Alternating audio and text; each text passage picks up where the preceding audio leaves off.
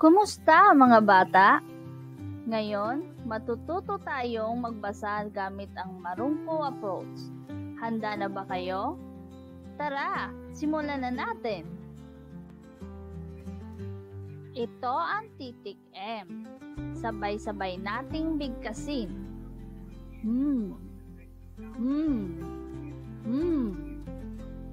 Ulitin.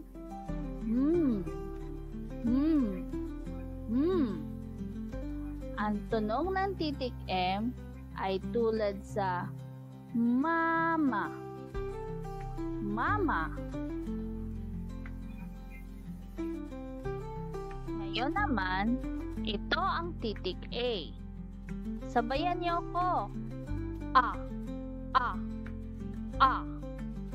Ulitin. A. Ang tunog ng titik A ay tulad sa aso. Aso. Ngayon, pagsamahin natin ang at a. Ano ang tunog? A magiging ma. Ulitin.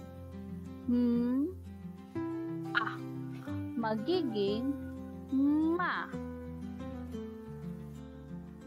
Magaling.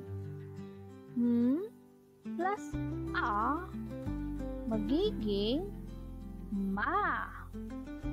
Tulad sa mata. Mata. Practice tayo mga bata. Sabayan niyo ako. Mama.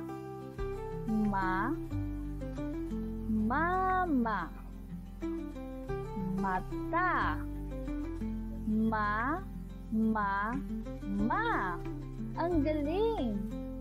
Sa susunod, matuto tayo ng bagong titik.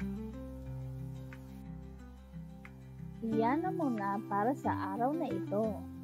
Patuloy na mag-practice sa pagbasa at siguradong matututo kayo. Hanggang sa muli!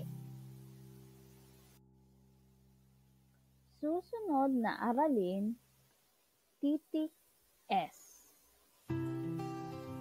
For more videos like this, like, share and subscribe to my channel.